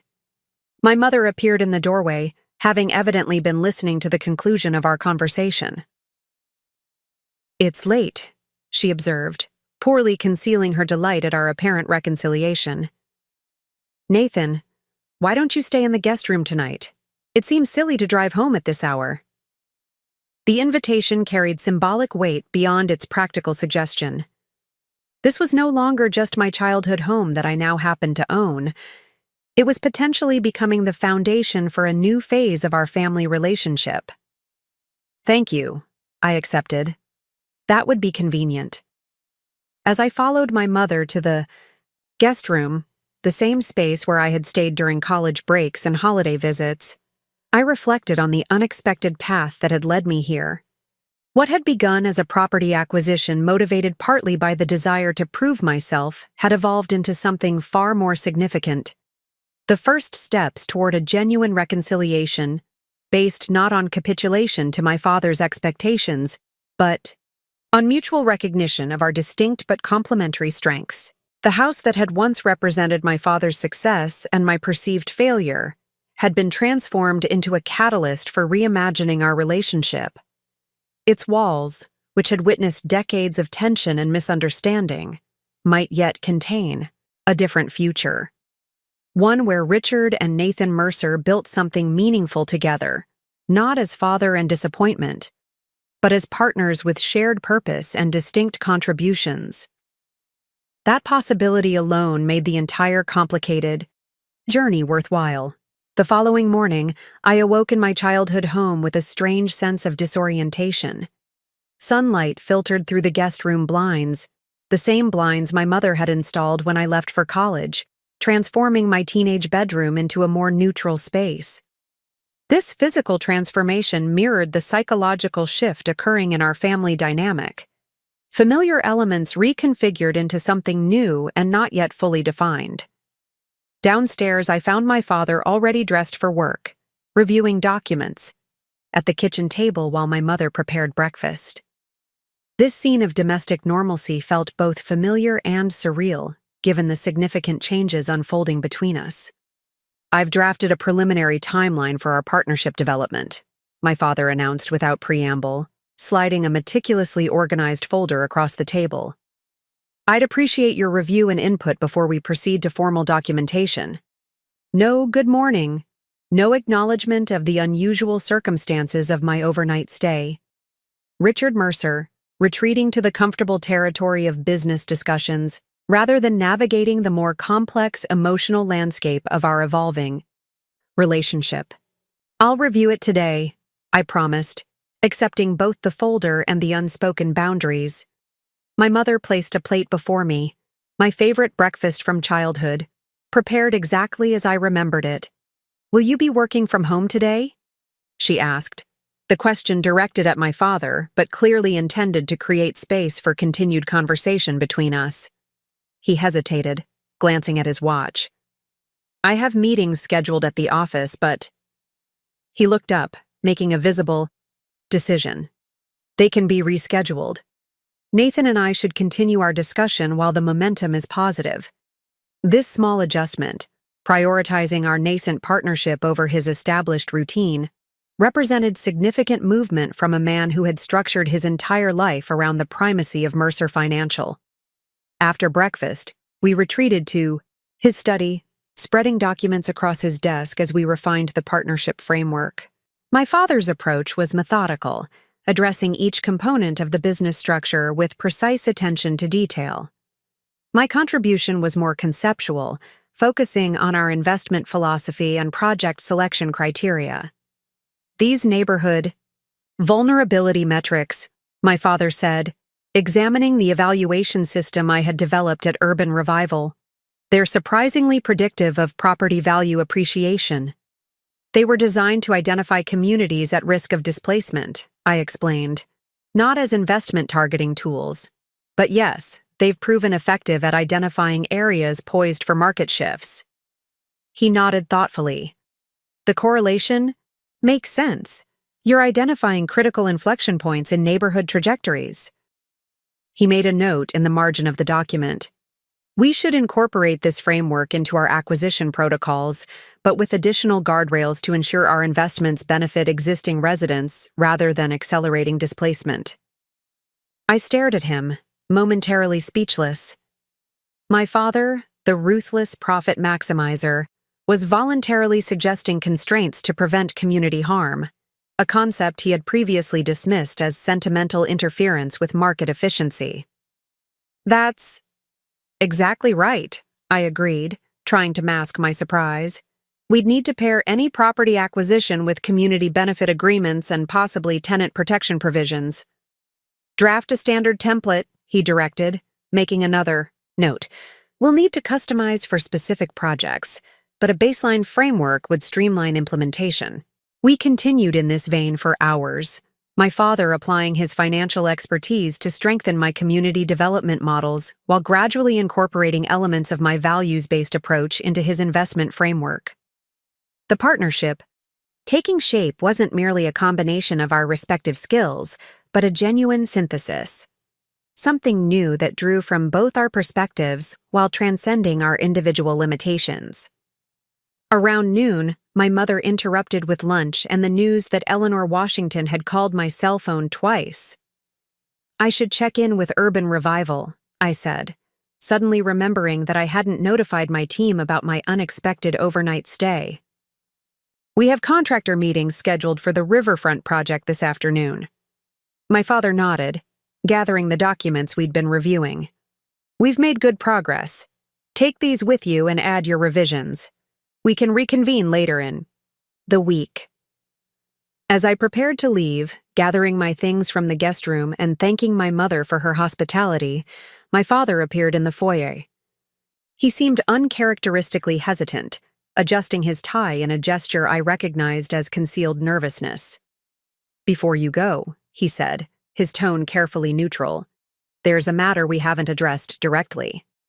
I waited, unsure what aspect of our evolving arrangement remained unresolved. "Your continued role at Urban Revival," he clarified. "The partnership we're discussing would require significant time commitment. Have you considered how to balance these responsibilities?" The question was reasonable from a business perspective, but carried complex undertones. Was he genuinely concerned about practical logistics, or was this the beginning of a more familiar pattern? My father expecting my priorities to align with his even as our relationship evolved. "I have," I replied carefully. "Eleanor and I have been implementing a leadership expansion plan for the past year. Several project managers are ready for increased responsibility, which would allow me to reduce my direct operational involvement, while maintaining my strategic role." He nodded, processing this information with his usual calculation. "And Eleanor? How would she view your involvement in a separate venture?" "She's always encouraged me to expand my independent investments," I explained. "She understands the value of cross-pollination between different approaches to community development." My father absorbed this, then asked the question that revealed his deeper concern. Would she see our partnership as contradicting Urban Revival's mission? And there it was. Not just logistical concern, but awareness of the potential value. Conflict between his profit-focused history and the community-centered organization that had shaped my professional identity. This recognition of competing ethical frameworks represented a level of self-awareness I had rarely glimpsed in Richard Mercer. "It would depend on the specific projects we undertake and how we structure community benefits," I answered honestly. "Eleanor isn't opposed to profit in principle. Urban Revival generates consistent returns for its investors. But she would expect genuine commitment to community impact, not just cosmetic social responsibility." He considered this, then made a decision. "Invite her to review our partnership framework once we've completed the initial draft. Her perspective could be valuable, and her support, or at least her understanding, would be advantageous for implementation." This willingness to subject his plans to external evaluation, particularly from someone representing a value system he had previously dismissed, was unprecedented. Richard Mercer had spent decades as the unquestioned authority in his domain, resistant to outside influence or criticism. "I think that's an excellent idea," I agreed, careful not to overemphasize the significance of this concession. "Eleanor has extensive experience with multi-stakeholder ventures. Her input could strengthen our model." As I drove from Oakmont Drive to the Urban Revival offices, I reflected on the remarkable evolution in my father's approach. The man who had once dismissed my career choice as naive do-goodism was now proposing a business structure that integrated community benefit considerations. The father who had repeatedly labeled me a failure was now acknowledging the value of my professional expertise. Eleanor was waiting in my office when I arrived, curiosity evident in her expression. "Overnight strategy session with your father?" she asked, her tone suggesting she found the situation both surprising and intriguing. I explained the developments of the past 24 hours, the productive discussion of the partnership framework, the proposed resolution of the house ownership, and most significantly, my father's request for her eventual review of our business model. Richard Mercer wants my opinion? Eleanor repeated, genuine astonishment breaking through her usual composure. The same Richard Mercer who once said community development was charity masquerading as business? The very same, I confirmed, though I think his perspective is evolving. Eleanor leaned back in her chair, processing this information. People can change, Nathan. I've seen it throughout my career. But transformation of core values is rare, especially later in life. What's driving this shift in your father's approach? I considered the question carefully. Multiple factors, I think. The financial difficulties at Mercer Financial have forced him to reconsider his business assumptions. The house purchase demonstrated that my approach generates tangible results. And perhaps... I hesitated, reluctant to overinterpret. Perhaps he's reaching an age where legacy concerns begin to outweigh short-term profit motives. Eleanor nodded thoughtfully. All plausible drivers, but be careful about assuming too much change too quickly. Old patterns reassert themselves under stress, especially in family dynamics. I'm proceeding with optimistic caution, I assured her. The partnership has genuine business merit regardless of its impact on our personal relationship. Speaking of business merit, Eleanor transitioned, retrieving a folder from her bag. We need to discuss the Eastside Community Trust proposal. The City Council vote is scheduled for next week, and we need to finalize our presentation. We spent the remainder of the afternoon focused on Urban Revival's ongoing projects, the partnership with my father temporarily set aside as I re-engaged with my established responsibilities. The familiar challenges of community development work, navigating zoning regulations, balancing diverse stakeholder interests, securing appropriate financing, provided a grounding counterpoint to the uncertain terrain of family reconciliation. That evening, I returned to my apartment for the first time in nearly 48 hours. The modest space reflected my practical priorities, comfortable but not luxurious, with most of the wall space dedicated to maps and project renderings rather than personal mementos. I had always viewed this apartment as primarily functional, a place to sleep between workdays rather than a true home. Now, surveying its sparse furnishings and impersonal atmosphere, I wondered if this space reflected not just practical priorities, but emotional avoidance. Had I created a life deliberately devoid of attachment as a response to my complicated relationship with my father? Had I become so focused on proving my professional worth that I had neglected to build a personal life of depth and connection? These uncomfortable questions lingered as I reviewed the partnership documents my father had prepared. His proposed structure was impressively comprehensive, addressing everything from capital contribution requirements to decision-making protocols to dispute resolution mechanisms. The technical elements were impeccable, reflecting decades of experience in complex financial transactions. What surprised me most, however, were the sections addressing community impact assessment and benefit distribution. My father had integrated several concepts from Urban Revival's approach, creating accountability mechanisms for social outcomes alongside financial returns. The language wasn't perfectly aligned with how I would have framed these elements, but the fundamental commitment to measuring and valuing community benefits represented significant evolution in his thinking. I spent several hours adding comments and suggested revisions, being careful to acknowledge the strengths of his framework while offering substantive improvements where I had relevant expertise. As I worked, I realized we were creating something neither of us could have developed independently, a genuine synthesis of our different perspectives and skills. Around midnight, I sent the annotated documents to my father with a brief message proposing a follow-up meeting later in the week. His response came immediately, suggesting he had been waiting for my input despite the late hour. Review your comments tonight. Meeting Thursday 2 p.m. at Oakmont. Bring partnership naming options. The request for naming suggestions caught me off guard. In my experience, Richard Mercer rarely solicited input on symbolic matters, typically imposing his preferences unilaterally. This small invitation to shape the partnership's identity hinted at a more collaborative approach than I had dared hope for. I closed my laptop and moved to the window, gazing out at the city lights. Somewhere across town, my father was reviewing my suggestions, possibly incorporating my perspective into his thinking. The same father who had spent decades dismissing my choices was now engaging with my ideas as worthy of serious consideration. This shift didn't erase the history of criticism and rejection that had shaped our relationship. The partnership wouldn't magically heal decades of emotional distance.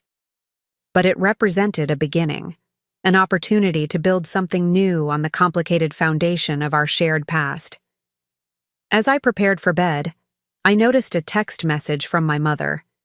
"Your father spent the evening talking about your neighborhood, assessment models. I haven't seen him this intellectually engaged in years. Whatever happens with the business, thank you for this." The simple message carried profound meaning. My expertise, developed in a field my father had long derided, had rekindled something vital in him. Our emerging partnership wasn't just about business opportunity or family reconciliation. It represented intellectual engagement and renewed purpose for a man facing the potential collapse of his life's work. That realization shifted my perspective on our collaboration. Beyond financial returns or personal validation, the partnership offered something neither of us had fully acknowledged: the opportunity to complement each other's strengths, to address our respective blind spots, and perhaps to create something more meaningful than either of us could achieve alone. With this broader purpose in mind, I began jotting down potential partnership names, searching for language that would capture not just our business focus, but the underlying values convergence that made our collaboration uniquely promising.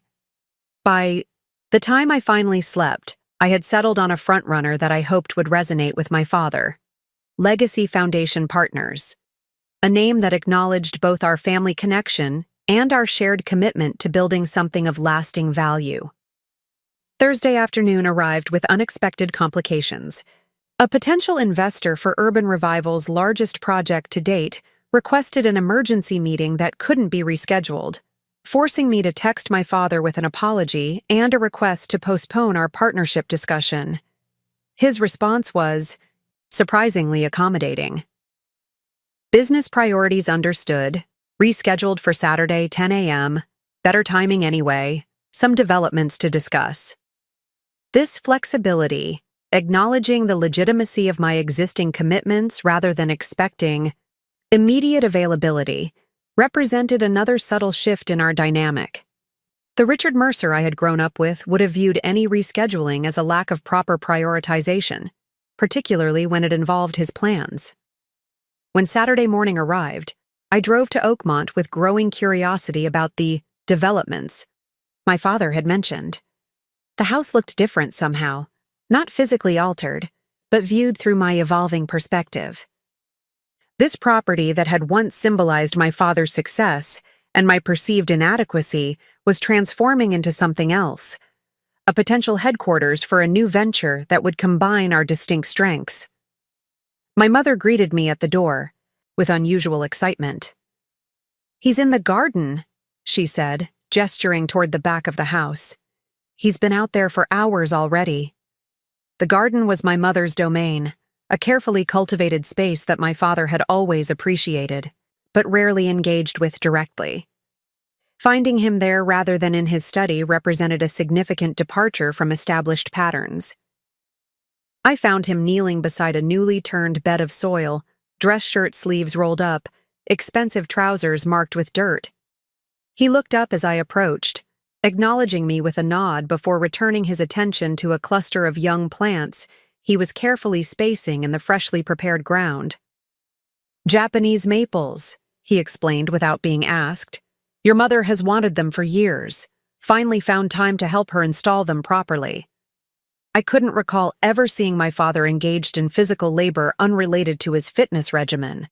Richard Mercer hired people for manual tasks. He didn't soil his hands or clothes with garden work.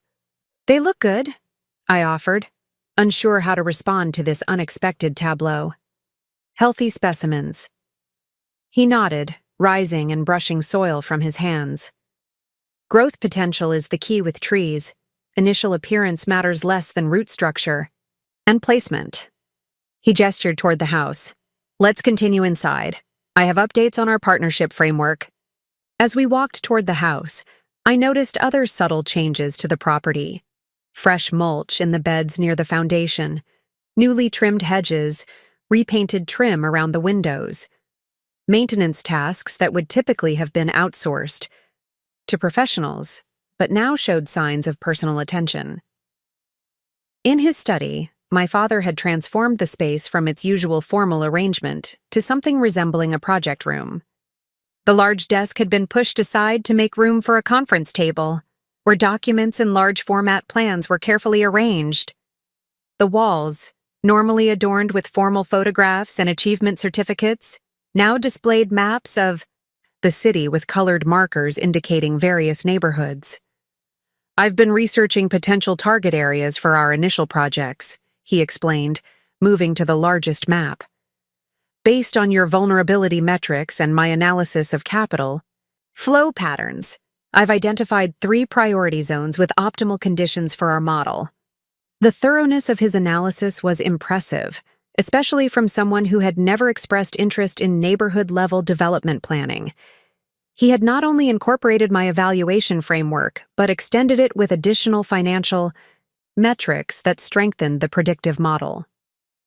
This is remarkable work, I acknowledged, examining his annotations.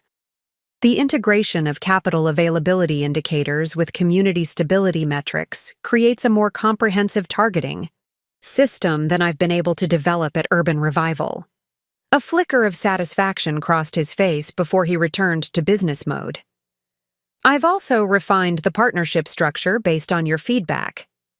He handed me a bound document significantly thicker than our previous draft. The revised model incorporates your suggestions regarding community benefit agreements and creates a more robust framework for measuring social return on investment. As I reviewed the document, I was struck by how thoroughly he had integrated my input, not merely acknowledging my suggestions, but building upon them in substantive ways. This wasn't the perfunctory consideration I had sometimes received in childhood, when my father would ask my opinion only to demonstrate why his approach was superior. This was genuine collaboration, with my expertise valued and incorporated. You've made significant improvements to the governance structure, I noted, examining the section on decision-making protocols. The balanced committee approach addresses my concerns about deadlock risks while maintaining equal authority. He nodded, clearly pleased with my assessment. It draws from a model I implemented at Mercer Financial during our early expansion phase, a hybrid approach that maintains clear authority lines while preventing unilateral control.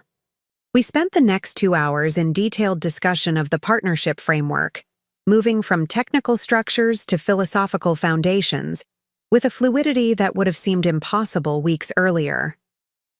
My father's command of financial mechanisms complemented my understanding of community development principles, creating a model that honored both profit imperatives and social impact goals. As our discussion progressed, I became increasingly aware of something different in my father's demeanor, a vitality and intellectual engagement I hadn't witnessed in years. The defensive posture and dismissive certainty that had characterized his usual business discussions had been replaced by genuine curiosity and analytical focus. I saw Eleanor yesterday, he mentioned casually as we took a break for lunch, joining my mother in the kitchen. She had some thought-provoking feedback on our community benefit distribution model. I nearly choked on my water. You met with Eleanor? Without me? I was downtown for a meeting with Mercer Financial's board, he explained, seemingly unaware of how unprecedented this initiative was. Your office was nearby, so I stopped in to introduce myself properly. She was kind enough to spend half an hour discussing our preliminary framework. My mother caught my eye across the table, her expression conveying that she found this development as remarkable as I did. Richard Mercer, voluntarily seeking input from someone he had previously dismissed as an idealistic do-gooder, represented a seismic shift in his approach. "Eleanor is brilliant," I said carefully. "What did she think of our model?" She identified several areas for improvement, he acknowledged without defensiveness, particularly regarding community representation in the decision-making process. "I've incorporated her suggestions in the revised governance structure." He paused, then added with unexpected humility, "Her perspective on neighborhood investment dynamics is more sophisticated than I had anticipated. She offered insights I wouldn't have considered from my traditional financial background." This acknowledgement that someone from outside his usual circles possessed valuable expertise he lacked was perhaps the clearest evidence yet of my father's evolving mindset. The Richard Mercer I had grown up with acknowledged others' contributions, only when necessary, and rarely admitted knowledge gaps of his own. After lunch, we returned to the study to continue refining the partnership framework. As we worked, I found myself increasingly comfortable challenging my father's assumptions and offering alternative approaches. Interactions that would have resulted in tense standoffs in the past, but now generated productive dialogue. "I think there's a fundamental flaw in this investment staging model," I said at one point, indicating a section on capital deployment timeframes. "It follows conventional development phasing, but our target neighborhoods require a different approach. We need to establish community anchors earlier in the process to prevent displacement effects." Rather than bristling at this direct criticism, my father considered my point carefully. "Explain the mechanics of how that would work," he requested, genuinely seeking to understand. "The financial implications of accelerating community infrastructure investments." I outlined an alternative approach that prioritized stabilizing existing community assets before introducing market rate components. My father listened attentively, asking insightful questions that reflected real engagement with the concept rather than searching for weaknesses to exploit. "This increases front-end capital requirements," he noted, running calculations on his tablet, "but potentially reduces legal and political opposition costs later in the development cycle." He made extensive notes, then looked up with unexpected enthusiasm. "It's counter to conventional practice, but the numbers actually work better in our target neighborhoods. This is exactly the kind of innovation that could differentiate our partnership." His willingness to embrace an approach that contradicted established industry wisdom, to recognize value in methods he would have previously dismissed as financially naive, struck me as the most significant shift yet in our evolving relationship. As afternoon stretched into evening, we finally reached the last major item on our agenda, naming the partnership. I had prepared several options that I believed captured our shared vision, while honoring both our respective strengths. "I've been thinking about this as well," my father said before I could present my suggestions. "The name should reflect both our family connection and our distinct approach to community investment." He retrieved a folder from his desk and handed me a single sheet of paper with 3 options listed. The first was Mercer Legacy Partners, predictably centered on the family name.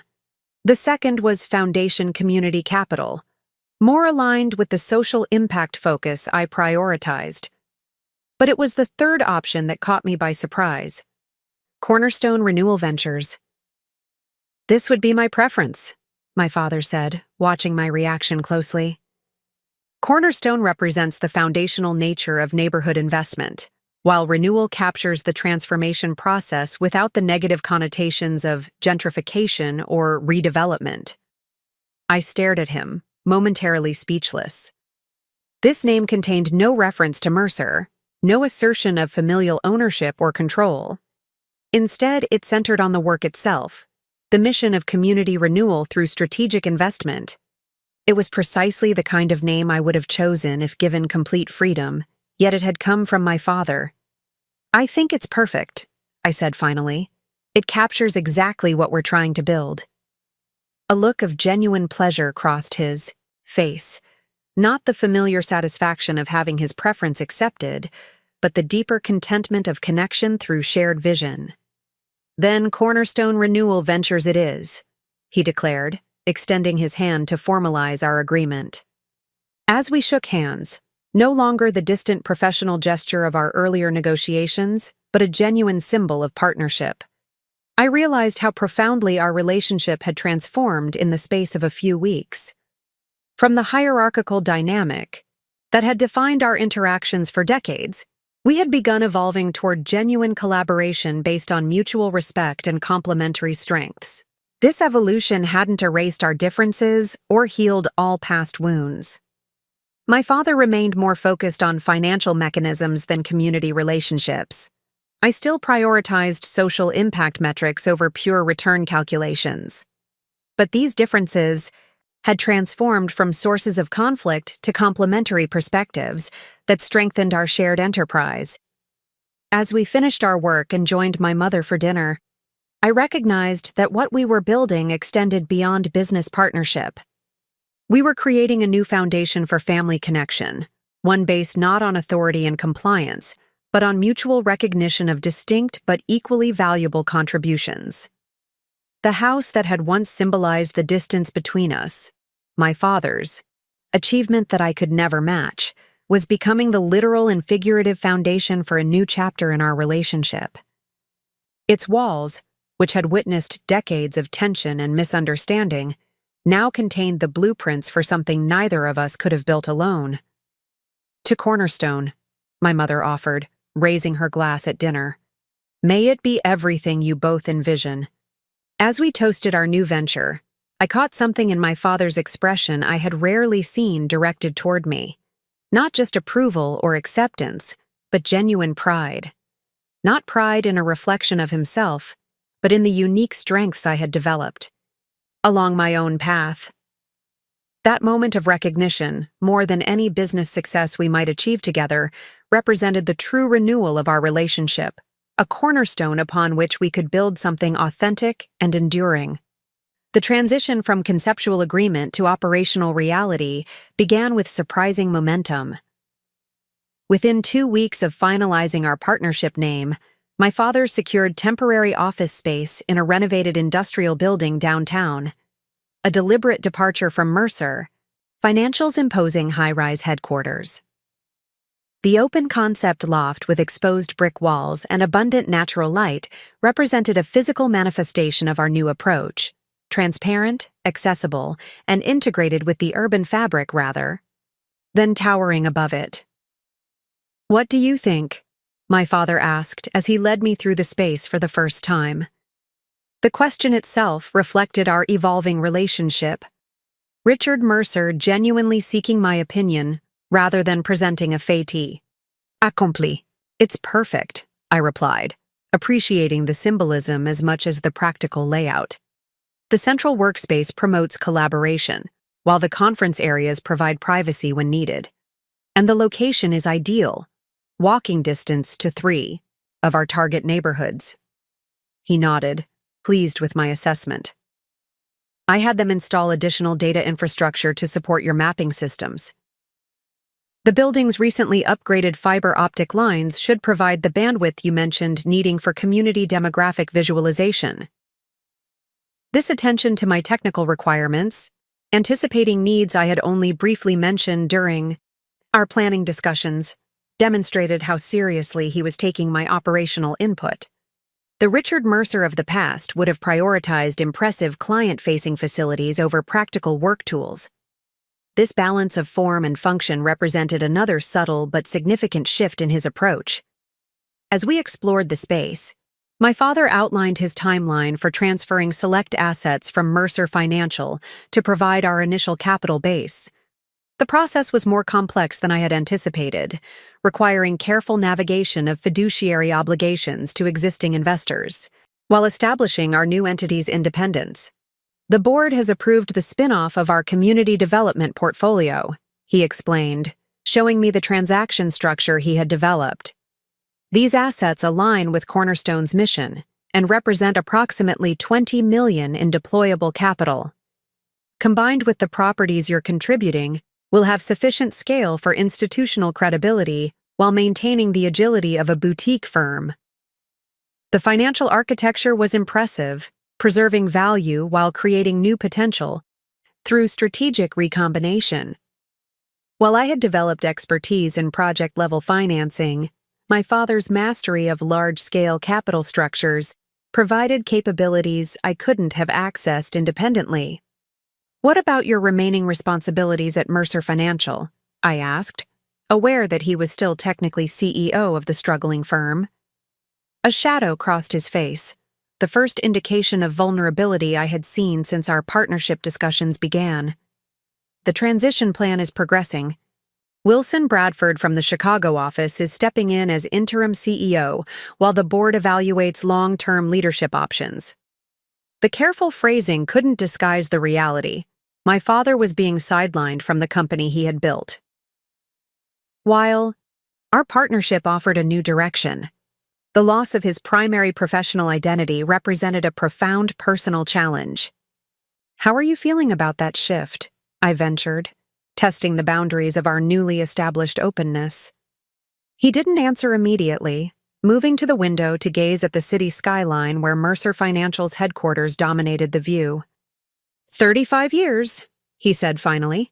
"I built that company from nothing, made thousands of decisions that shaped its growth. Letting go is—" He trailed off, searching for words to express emotions he typically suppressed. "Complicated," I suggested. "Both an ending and a beginning." He nodded, appreciation flickering across his features at my understanding rather than judgment. "Precisely. There's loss, certainly. But also—" He hesitated, then admitted something I would never have expected from Richard Mercer. "Relief." The constant pressure to maintain growth trajectories, to project unwavering confidence regardless of market conditions, it became exhausting. This glimpse of my father's inner experience, the toll of sustaining the infallible persona he had constructed, created a new dimension of connection between us. For the first time, I could see beyond the imposing figure who had shaped my childhood to the complex human being navigating his own challenges and uncertainties. Cornerstone offers something different, I observed. Success metrics beyond quarterly earnings reports. Impact that extends beyond shareholder returns. "That's part of the appeal," he acknowledged. "Building something with lasting value rather than chasing market fluctuations."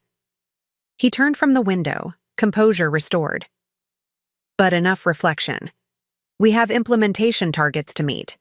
The first neighborhood assessment team starts field research on Monday." The following weeks unfolded, with remarkable productivity as Cornerstone transitioned from concept to operation. My father approached the launch with the same meticulous attention to detail that had characterized his work at Mercer Financial, but with a new openness to collaborative input that transformed the process. Each morning began with a strategy session where we coordinated our distinct responsibilities, my father handling capital structure and investor relations, while I managed community engagement and project design. The division leveraged our respective strengths while creating natural integration points for cross-functional learning. "The Riverside Community Council has concerns about our proposed timeline," I explained during one such meeting, reviewing feedback from local leaders in one of our target neighborhoods. "They've experienced broken promises from previous developers and want more concrete commitments before supporting rezoning applications." Rather than dismissing these concerns as obstacles to be overcome, his typical approach to community opposition in the past, my father considered them thoughtfully. "What specific assurances would address their hesitation?" "Three main priorities," I replied, impressed by his willingness to engage substantively with community perspectives. "First, a legally binding community benefits agreement with enforcement mechanisms. Second, a phased development approach that prioritizes affordable housing before market rate components. Third, local hiring requirements with skills training programs for neighborhood residents." My father made detailed notes, then looked up with unexpected determination. "Draft the community benefits agreement today. I'll review funding structures to accommodate the phased approach, and we'll develop a hiring framework that exceeds their expectations. I want to present a comprehensive response at Thursday's community meeting. This commitment to addressing neighborhood concerns proactively, rather than reluctantly, represented profound evolution in my father's development philosophy. The Richard Mercer who had dismissed community input as inefficient obstruction was now prioritizing relationship building as essential to project success. Similar transformations appeared in other aspects of our operation. When establishing Cornerstone's investment criteria, my father integrated social impact metrics alongside financial performance indicators, creating balanced scorecards that valued community stability and local wealth creation as core success measures. These sustainability factors need prominent placement in our investor presentations, he insisted while reviewing our marketing materials. We're not just promising competitive returns, we're delivering them through a fundamentally different approach to value creation. This wasn't mere window dressing or superficial social responsibility language. My father had immersed himself in the research on sustainable community development, educating himself about concepts he had previously dismissed. He approached this learning with the same rigor he had applied to financial analysis throughout his career. Eleanor noted this evolution when she visited our offices to discuss potential collaboration between Urban Revival and Cornerstone. Your father asked remarkably insightful questions about our tenant stability metrics, she commented. Afterward, he's genuinely engaging with the social dimensions of development, not just tolerating them as necessary concessions.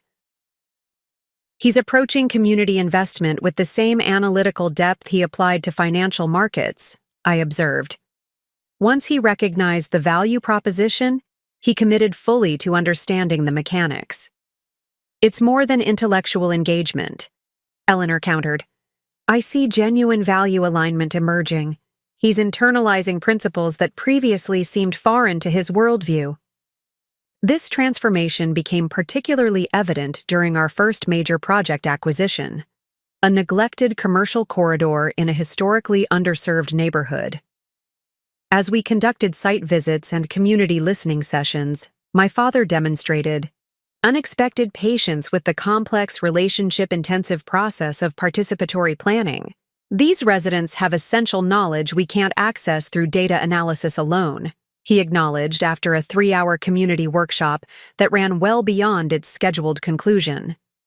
Their lived experience of the neighborhood reveals opportunities and constraints that wouldn't appear in market studies.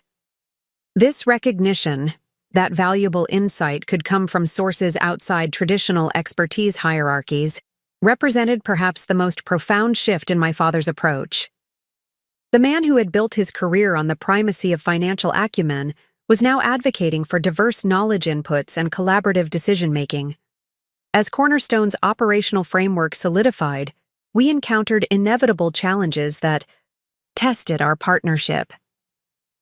Financial projections required adjustment as market conditions evolved.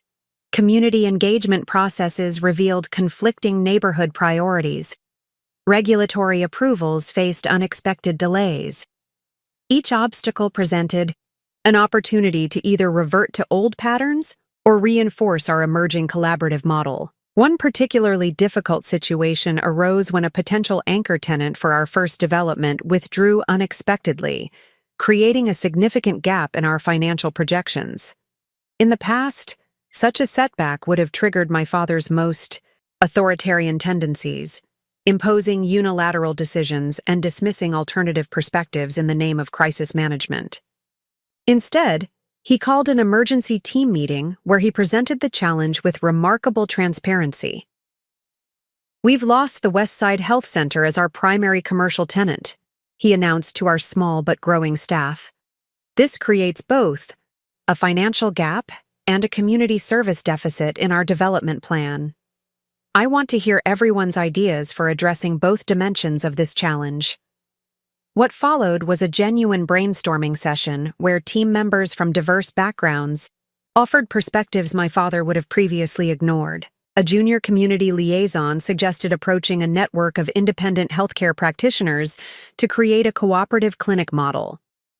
our sustainability coordinator identified potential grants for community health infrastructure that could offset development costs. My father listened attentively to each suggestion, asking clarifying questions without judgment and building connections between complementary ideas. These approaches have merit, he acknowledged after everyone had contributed. Nathan and I will integrate them into a revised strategy. Thank you for your thoughtful input. Later, reviewing potential solutions in private, my father reflected on the process with surprising self-awareness. 10 years ago, even 1 year ago, I would have dictated a solution and expected immediate implementation. No discussion, no alternative perspectives. What changed? I asked, genuinely curious about his internal evolution.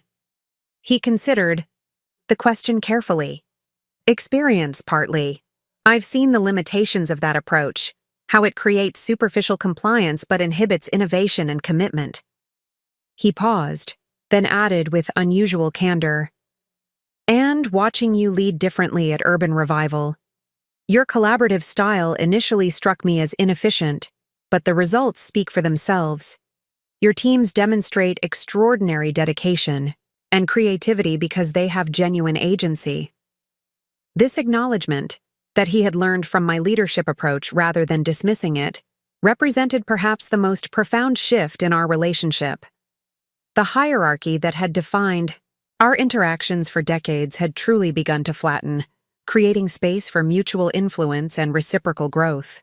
As Cornerstone approached the groundbreaking for our first major project, my father surprised me with an unexpected proposal. "I think you should lead the public presentation at the ceremony." Really? I had assumed he would want to maintain the visible leadership role, particularly for milestone events that would draw media attention. "You've built the community relationships that made this project possible," he explained. "The residents trust your commitment to their priorities, and frankly, you articulate our vision more authentically than I can at this stage."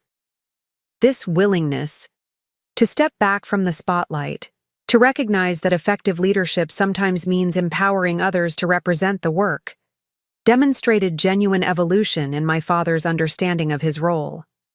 The man who had always insisted on central positioning was now prioritizing project success over personal recognition. As I prepared my remarks for the groundbreaking ceremony, reviewing our journey from concept to implementation, I reflected on the parallel transformation of our partnership and the neighborhood we were helping to revitalize. Both had required letting go of limiting past patterns, building on existing strengths, and creating new possibilities through thoughtful collaboration. The implementation phase of Cornerstone had revealed something I hadn't fully anticipated: my father's capacity for growth and adaptation in his 7th decade of life. The rigid, authoritarian businessman was evolving into a more nuanced leader who could integrate multiple value systems and empower diverse contributions. This transformation didn't erase our differences or heal all past wounds, but it created a foundation for something neither of us had experienced before: a genuinely reciprocal relationship where each of us could learn from and be changed by the other's unique strengths and perspectives. Up next, you've got 2 more standout stories right on your screen. If this one hit the mark, you won't want to pass these up. Just click and check them out, and don't forget to subscribe and turn on the notification bell so you don't miss any upload from us.